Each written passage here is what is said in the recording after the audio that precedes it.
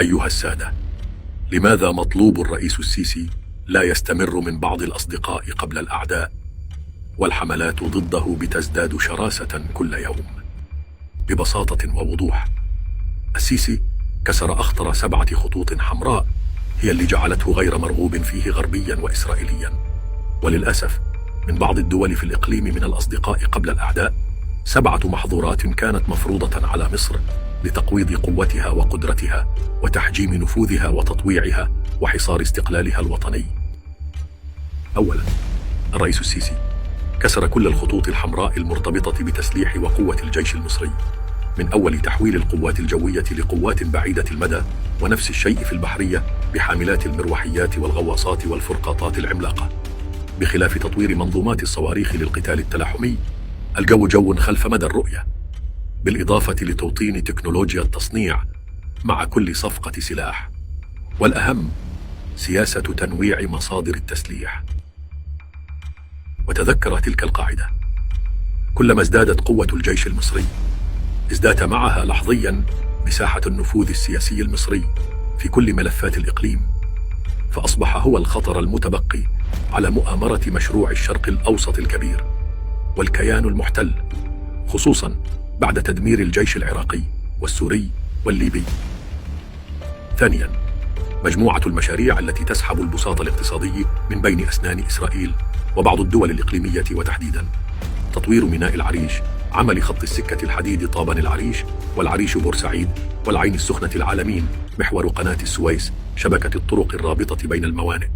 هذه المشاريع دمرت طموح إسرائيل ودول أخرى صديقة من أنها تكون مركز تجاري رئيسي في طريق الحرير الصيني لصالح مصر.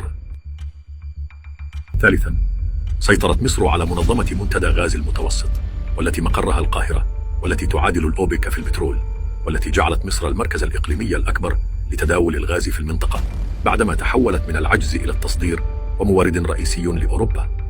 رابعا، خطط مصر للربط الكهربي بأوروبا وإفريقيا وآسيا، بعد مضاعفة الإنتاج، ما يضعها في مكانة سياسية ضخمة يتضخم معها نفوذ مصر السياسي والاقتصادي والعسكري.